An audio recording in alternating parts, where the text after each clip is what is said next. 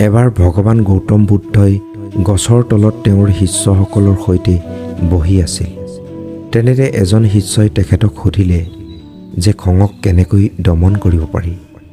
তেতিয়া গৌতম বুদ্ধই ক'লে, ইয়াৰ বাবে এটা কাহিনী ক'ব লাগিব। এই কাহিনীটো শুনাৰ পাছত তুমি তোমাৰ খঙক দমন কৰিবলৈ শিকি যাবা। ইয়াৰ পাছতে তেওঁ কাহিনীটো ক'বলৈ আৰম্ভ কৰে। এখন গাঁৱত এগৰাকী কাজিয়া কৰি ফুৰা মহিলা আছিল। মহিলাগৰাকীয়ে সাধাৰণ সৰু সৰু কথাতে খং উঠে আৰু খঙতে বহুতক গালি পাৰে আৰু ভালে বেয়াই বহু কথা শুনাই দিয়ে। কিন্তু কিছু সময়ৰ পাছত তেওঁৰ যেতিয়া খং কম হয়, তেতিয়া তাই খঙত কৰা ব্যৱহাৰৰ বাবে অনুতপ্ত হৈ পৰে। মহিলাগৰাকীৰ পৰিয়ালৰ সকলো সদস্যও এনে খঙাল স্বভাৱৰ বাবে বৰ দুখী হৈ পৰিছিল। তেওঁলোকৰ ঘৰতো প্ৰায় কাজিয়া আৰু অশান্তিকৰ পৰিৱেশ সৃষ্টি হৈয়ে থাকে। এই মহিলাগৰাকীৰ খঙাল স্বভাৱৰ বাবে তেওঁৰ ওচৰ চুবুৰীয়াও পচন্দ নকৰিছিল আৰু এই বিষয়ে এই মহিলাগৰাকীও গম পাইছিল যে তেখেতৰ এই খঙাল স্বভাৱৰ বাবে তাইক কোনো পচন্দ নকৰে। কিন্তু এই কথা জানিও খং উঠাৰ পাছত তাই আনক খঙতে বেয়াকৈ নকৈ থাকিব নোৱাৰে। এবাৰ এজন সন্যাসীয়ে মহিলাগৰাকীৰ ঘৰত ভিক্ষা মাগিবলৈ আহে। তেতিয়া ভিক্ষা দিয়াৰ পাছত মহিলাগৰাকীয়ে সন্যাসীগৰাকীক বিনম্ৰতাৰে এই সমস্যাটোৰ বিষয়ে ক'ব ধৰে। হে বাবা, মোৰ বহুত সোনকালে খং উঠে আৰু মই চেষ্টা কৰিও খঙক দমন কৰিব পৰা নাই। অনুগ্ৰহ কৰি কিবা এটা উপায় দিব নেকি, যাৰ দ্বাৰা মই যাতে মোৰ খঙক দমন কৰিব পাৰোঁ। তেতিয়া সন্যাসী বাবাজনে মহিলাগৰাকীৰ কথাখিনি ধ্যান দি শুনাৰ পাছত কিছু সময় ভাবি তেখেতৰ কান্ধত থকা জুলুঙাটোৰ পৰা এটা ঔষধযুক্ত বটল উলিয়াই মহিলাগৰাকীলৈ আগবঢ়াই ক'লে, মোৰ কথাখিনি মন দি শুনা। এয়া খঙক দমন কৰিব পৰা সকলোতকৈ ভাল ঔষধ হয়।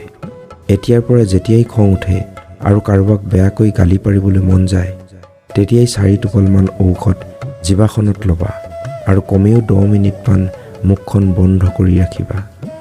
যদিহে 10 মিনিটৰ পূৰ্বে মুখখন খোলা, তেন্তে ঔষধৰ কোনো মহত্ব নাথাকিব আৰু ঔষধৰ কোনো প্ৰভাৱ নপৰিব। এইখিনি কথা কৈ সন্যাসী বাবাজনে তাৰ পৰা প্ৰস্থান কৰে আৰু ঠিক তেতিয়াৰ পৰাই মহিলাগৰাকীয়ে বাবাজনৰ কথামতে ঔষধ সেৱন কৰিবলৈ আৰম্ভ কৰি দিলে। যেতিয়াই মহিলাগৰাকীৰ খং উঠে, তেতিয়াই ঔষধৰ 4 টোপাল নিজৰ জিভাত ৰাখি প্ৰায় 10 মিনিট সময় মুখ বন্ধ কৰি থাকে। এই প্ৰক্ৰিয়াটো প্ৰায় 15 দিনমান কৰাৰ পাছত মহিলাগৰাকীৰ খং উঠা স্বভাৱটো কমিবলৈ ধৰে আৰু যেতিয়া 1 মাহৰ পাছত সন্যাসী বাবাজনে পুনৰ মহিলাগৰাকীৰ ঘৰত ভিক্ষা খুজিবলৈ আহে, তেতিয়া মহিলাগৰাকী দৌৰি আহি বাবাজনৰ ভৰিত ধৰি কয়, হে বাবা, আপুনি মোক সঁচাকৈ যাদু কৰি দিলে। আপোনাৰ ঔষধটোৰ প্ৰভাৱত এতিয়া মোৰ কথাই প্ৰতি খং নুঠে আৰু সেয়ে ঘৰৰ পৰিয়ালৰ মাজতো এতিয়া শান্তি পৰিৱেশ এটা সৃষ্টি হৈছে। এতিয়া মই বহুত সুখী হৈছোঁ বাবা। মহিলাগৰাকীৰ এই কথা শুনি সন্যাসী বাবাজনে হাঁহি মুখে কয়, পুত্ৰী, সেই বটলত খং দমনৰ কোনো ঔষধেই নাছিল। তাত কেৱল এবটল পানীহে আছিল। তুমি তোমাৰ খং দমনৰ ক্ষেত্ৰত ঔষধৰ বাবে নহয়, বৰঞ্চ মনে মনে থকাৰ বাবেই সম্ভৱ হৈছে। এই কাহিনীটো ভগৱান গৌতম বুদ্ধই কোৱাৰ পাছত মৌন হৈ পৰে আৰু কিছু সময়ৰ পাছত পুনৰ ক'ব ধৰে, খঙক দমন কৰিবলৈ হ'লে কেৱল মুখ বন্ধ কৰি থাকিলেহে সম্ভৱ হয়। কিয়নো খঙে মানুহক তেখেতৰ মুখৰ পৰা বেয়া শব্দ প্ৰয়োগ কৰোৱায়, যিয়ে নতুন নতুন কাজিয়া আৰু সমস্যাৰ সৃষ্টি কৰে। সেয়ে খং উঠাৰ সময়ত মৌন ধাৰণ কৰাই হ'ল খঙক দমন কৰাৰ একমাত্ৰ উপায়।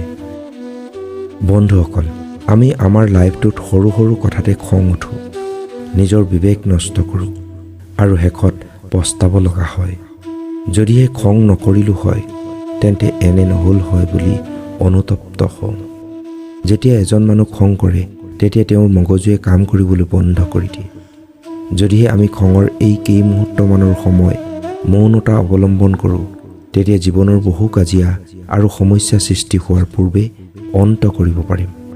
সেয়ে যদিহে আগলৈ যদি কেতিয়াবা খং উঠে, তেন্তে মগজুটো শান্ত কৰি ৰাখি সেই ঔষধৰ কেইটোপালমান নিজৰ জিভাত ৰাখি কিছু সময় নিজৰ মুখখন বন্ধ কৰি ৰাখি থ'ব আৰু তেতিয়াৰ পৰা আহিব লগা বহু সমস্যাৰ পৰা আপুনি মুক্ত হ'ব পাৰিব।